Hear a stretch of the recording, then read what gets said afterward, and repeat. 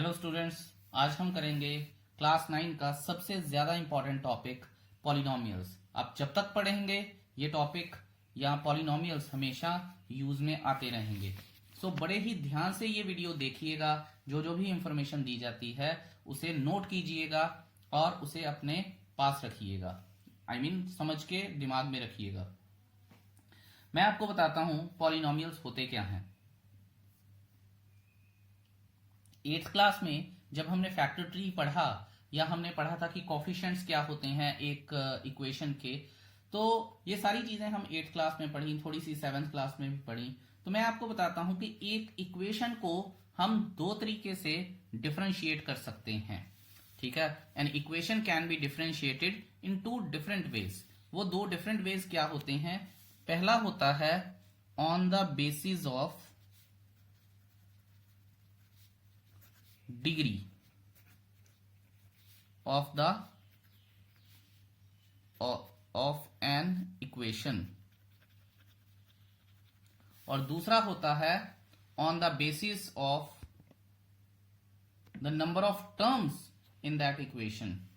दूसरा होता है on the basis of the number of terms in an equation.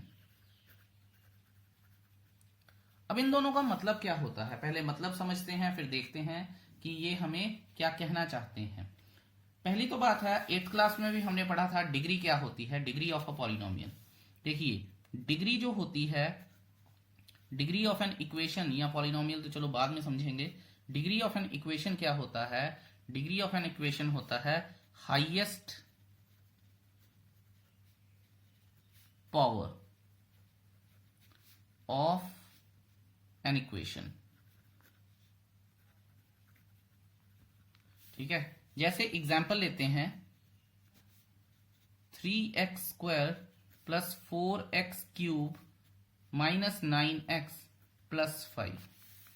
ठीक है जी, इसमें ये नहीं देखना है कि ये शुरू में लगा है या नहीं लगा है, इसमें हमें सिर्फ हाईएस्ट पावर देखना है। सो डिग्री की जो डेफिनेशन होती है वो भी तो यही होती है कि highest power of an equation is called the degree of that equation. तो यहां पे हाईएस्ट पावर क्या है? 3। तो देयरफॉर डिग्री क्या हो गई? 3 हो गई। सो डिग्री के बेसिस पे इक्वेशन को हम चेंज कर सकते हैं। जैसे मैं आपको एग्जांपल दूं, एग्जांपल है 2x प्लस 5। इसमें डिग्री क्या है यहां देख लेते हैं। डिग्री क्या है? 1। जिसकी डिग्री 1 होती है उसे बोला जाता है लीनियर इक्वेशन। लीनियर इक्वेशन, ठीक है, डिग्री 1 लीनियर इक्वेशन। अब हम बात करते हैं आगे कि और क्या हो सकता है। अगर मान लीजिए, अब मैं एक और एग्जांपल लेता हूं 2x प्लस 5x² प्लस 3। तो डिग्री क्या है इसमें? 2। डिग्री अगर 2 हो तो उसे हम क्या कहते हैं? Quadratic equation. ठीक है जी, ओके।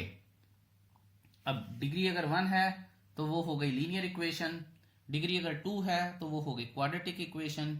अगर अब डिग्री 3 है, जैसे कि 3x³ plus 9x² plus 5, let's say x की इसमें टर्म ही नहीं है हमारे पास, तो इसकी डिग्री क्या है? डिग्री है इसकी 3। तो इसे बोलते हैं क्यूबिक इक्वेशन। क्यूबिक इक्वेशन ये हो गया हमारे पास। इसके बाद अगर मान लीजिए 4x4 प्लस 3x² मान लीजिए ऐसे कुछ है, तो इसकी डिग्री क्या हो गई? 4। इसे बोलते हैं बाय क्वाड्रेटिक इक्वेशन।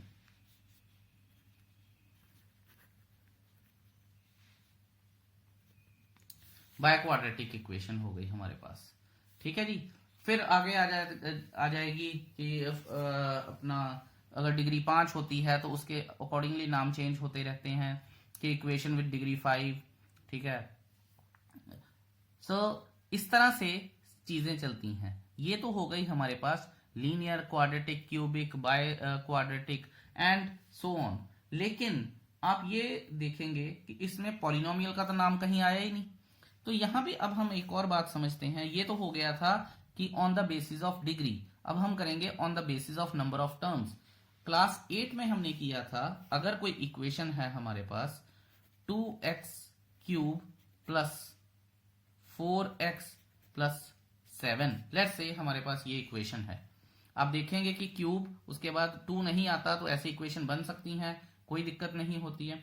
इसमें हम नंबर ऑफ टर्म्स देखते हैं कितनी है। यहां पे हमारे पास नंबर ऑफ टर्म्स जो हैं वो है हमारे पास 3। नंबर ऑफ टर्म्स जो हैं वो कितनी है? 3। तो अगर हमारे पास 3 नंबर ऑफ टर्म्स हैं तो देखिए, अब नंबर ऑफ टर्म्स के बेसिस के ऊपर हम किसी इक्वेशन को कैसे लिख सकते हैं? एक अगर टर्म होगी तो उसे बोलेंगे मोनोमियल, 2 होंगी तो उसे बोलेंगे बायनोमियल, 3 होंगी जो कि यहां पे है तो ये क्या हो जाएगा? ट्राइनोमियल। और अगर 3 या 3 से ज्यादा है, वैसे तो 2 या 2 से ज्यादा को क्या बोलते हैं? पॉलिनोमियल। मैं आपको एग्जांपल्स देके बताता हूं। जैसे -10x एक टर्म है, प्लस माइनस ही इनको अलग करते हैं, एक टर्म है, इसे बोलेंगे मोनोमियल, 1 टर्म, ठीक है। अगर मान लीजिए मैं ऐसे बोलता हूं कि 6x प्लस 5, 2 टर्म्स हो गई, इसके साथ चाहे x नहीं लगा है पर अगर इक्वेशन में है तो this is called the term, इसे कांस्टेंट बोलते हैं, ठीक है। वेरिएबल्स और कांस्टेंट, और इसको बोलेंगे हम बायनोमियल, 2 टर्म्स हो गई। फिर आएगा हमारे पास 6 let's say x square plus 9x plus 1 let's say, तो ये हो जाएगी 3 टर्म्स हैं, 1, 2 और 3, ये हो जाएगी ट्राइनोमियल, 3 टर्म्स, ठीक है जी। तो 3 टर्म्स हो गई। अगर 3 से ज्यादा कोई भी हो, जैसे एग्जांपल ले रहा हूं मैं 3x square plus 4x power 5 plus 9x cube plus 6 let's say, तो ये 4 टर्म्स हो गई, 1, 2, 3 और 4, तो इसको बोलते हैं हम पॉलिनोमियल, पॉलिनोमियल। सो यहां से हमें पता चलता है कि जो डिग्रीज के बेसिस पे इक्वेशंस होती हैं उन्हें linear, quadratic, cubic, biquadratic या फिर उनकी डिग्री के हिसाब से ही an equation with degree 5, an equation with degree 6 ऐसे बोल देते हैं।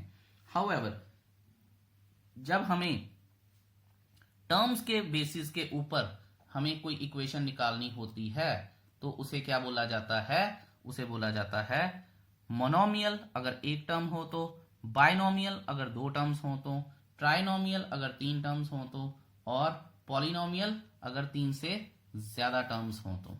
I hope you must have got that, ठीक है जी। अब बच्चे नॉर्मली मुझसे एक क्वेश्चन पूछते हैं कि सर अगर मान लीजिए सिर्फ 5 है तो क्या होगा? क्या वो एक पॉलिनोमियल होगी या नहीं होगी?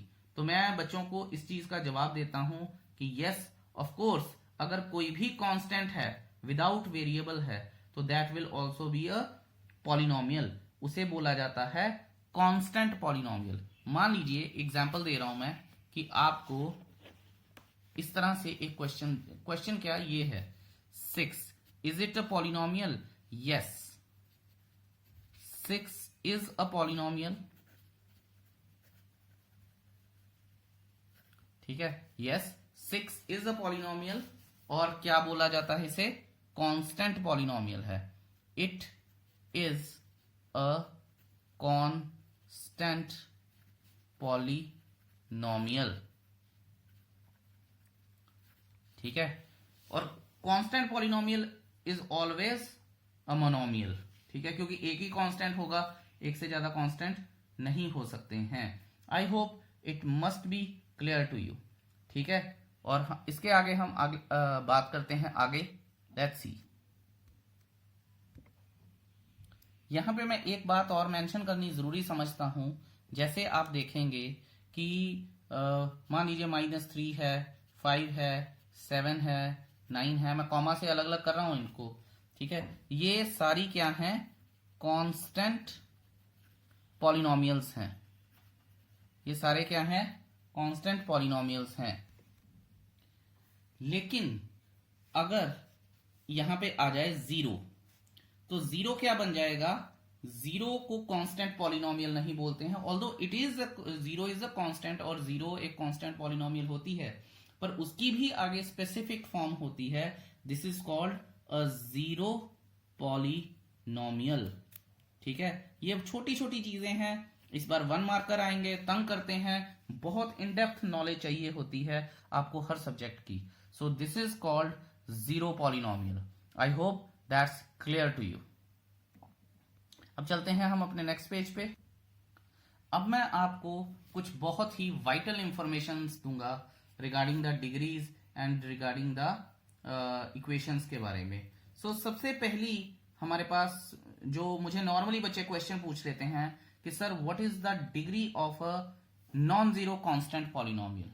कि वो कहते हैं कि सर मान लीजिए कांस्टेंट 2 है, इसकी डिग्री क्या है? तो हमें यहां पे ये देखना होता है कि वो कांस्टेंट 0 नहीं होना चाहिए। ठीक है, दो ही कैटेगरीज होती हैं कांस्टेंट की, मैं यहां बनाता हूं।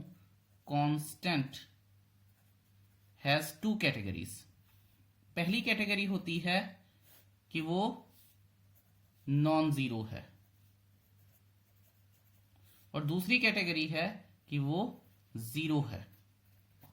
ठीक है, बड़े ध्यान से समझिएगा, बड़ी मजेदार चीज है। नॉन जीरो कांस्टेंट पॉलिनोमियल्स जो होती हैं they have degree 0।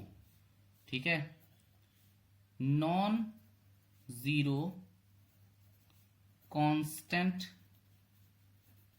Polynomials have degree 0। वो होती कैसे है वो मैं आपको बताता हूं। अब देखिए और ध्यान से समझिएगा, ये कॉन्सेप्ट बड़ा शानदार कॉन्सेप्ट है ये। ठीक है, so please be very careful. Let's say मैं यहां पे एक एग्जाम्पल लिखता हूं आपके लिए। मान लीजिए मैंने एक नंबर लिखा 6। तो अब डिग्री तो हमेशा वेरिएबल की होती है, कांस्टेंट की तो डिग्री होती नहीं है। ठीक है, यहां पे भी उसने 0 बोला है, तो देखते हैं 0 आती कैसे है। 0 आएगी 6 के साथ इंटू 1 है। मैं इसको इस तरह से भी लिख सकता हूं 6 into x raise to power 0, because any number raise to power 0 is equal to 1। तो अब आप ये देखिए कि यहां पे वेरिएबल की डिग्री क्या है? 0। इसीलिए कांस्टेंट की जो डिग्री होती है दैट इज ऑलवेज 0। ठीक है, अब दूसरा क्वेश्चन मेरे पास ये आता है कि सर आपने नॉन जीरो कांस्टेंट की डिग्री तो बता दी कि 0 होती है। अब ये भी बता दीजिए कि अगर एक 0 कांस्टेंट पॉलिनोमियल है हमारे पास, अगर एक कांस्टेंट पॉलिनोमियल 0 है तो उसकी डिग्री क्या होगी? मैं यहां लिखता हूं a constant polynomial, a constant polynomial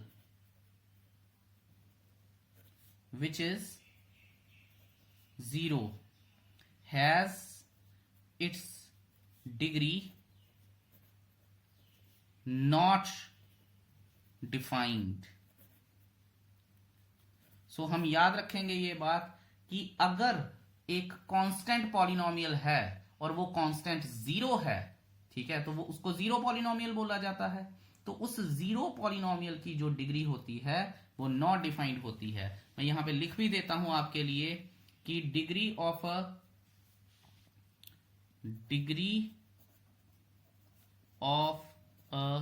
0 polynomial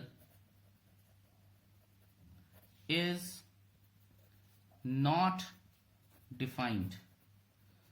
कई बार ऐसा होता है कि बच्चे कहते हैं सर आप एक ही चीज को बार बार बताई जा रहे हो। इसको इसलिए बार बार बता रहा हूं क्योंकि आपके दिमाग में रहे और ये बहुत ज्यादा इंपॉर्टेंट है, पेपर में इसका क्वेश्चन जरूर आता है। I hope that's clear to you. अब हम करेंगे एग्जाम्पल नंबर 1 और देखते हैं कि वो क्या कहती है। तो चलिए एग्जाम्पल 1 है, पहला क्वेश्चन है x की पावर 5 माइनस एक्स की पावर 4 प्लस 3, इसकी डिग्री क्या है? तो हमें पता है कि degree is the highest power of an equation, तो डिग्री फर्स्ट इक्वेशन की क्या हो जाएगी? 5।